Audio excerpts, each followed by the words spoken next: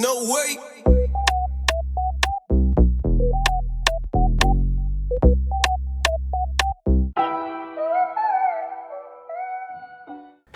Yo people, welcome back. It's your boy Trey Monies. I said welcome back. That doesn't make any sense. It's me that's been gone.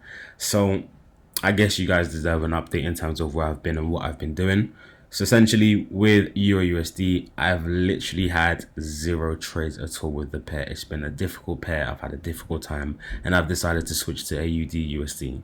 So the reason behind me switching, as I've mentioned, Euro USD has just been one of the pairs that has just been not presenting me with opportunities, and the opportunities that did arise weren't meeting my criteria for entry.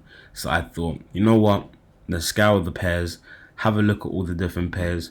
Bear in mind the spreads, of course, being an SMC trader, we want something that's going to be ideal, and we'll see what we can do. And that's when I came across the lovely AUD USD. So the reason why I switched to AUD USD, literally because it's beautiful. On the 1 minute time frame, if you guys get the chance to backtest it, I highly advise that you do and have a look at it. It mitigates on the M1 time frame so nicely and then moves off nicely.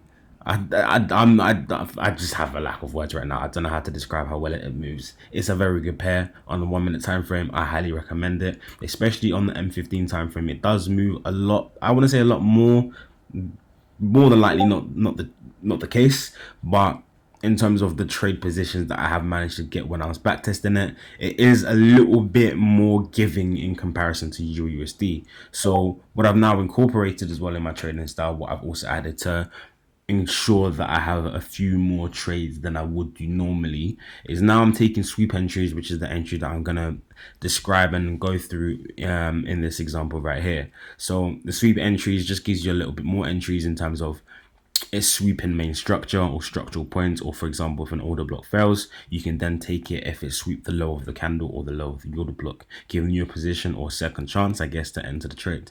Beautiful. So basically, let's get stuck into this example. I can't go into too much details in terms of how I entered it, but I can give you a surface level so you guys can get an understanding. Of course, paying respect to the community that I'm in.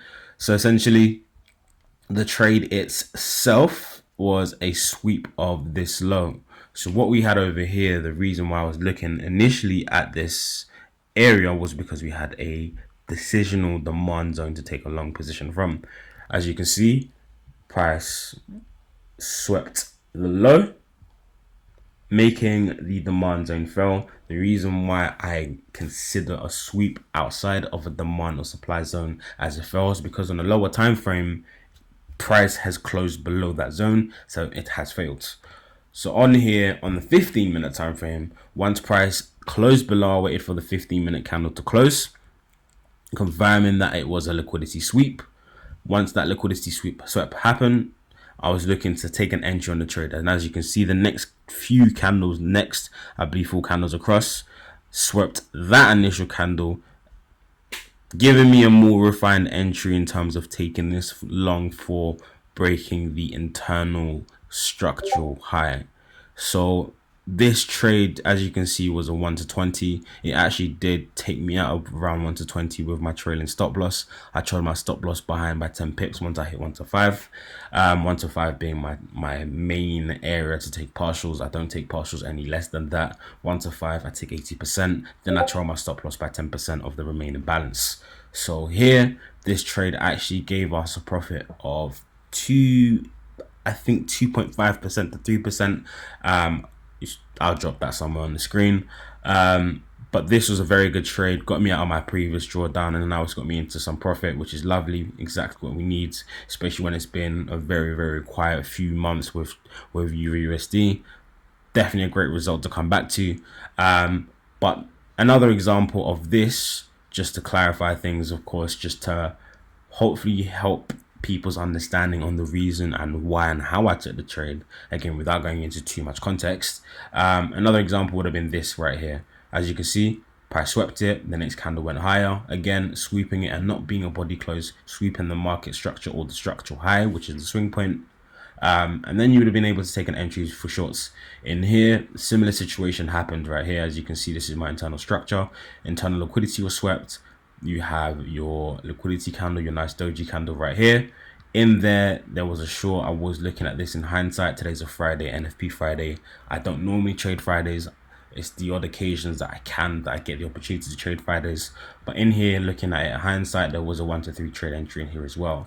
So just to go back to our overall structure.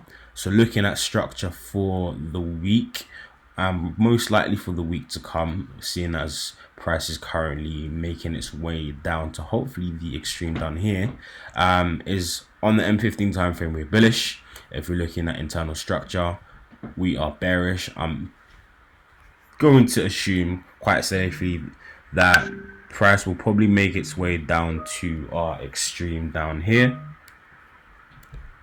If not, then we can probably just trade the internal structure down beyond the structural point to give us a change of character on the M15.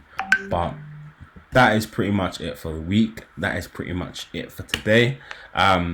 If I do manage to get a trade in the coming weeks, I'll definitely be happy to share and talk you guys through what is going on.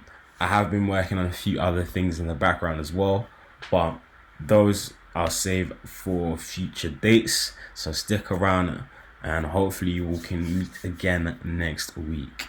Beautiful people, take care.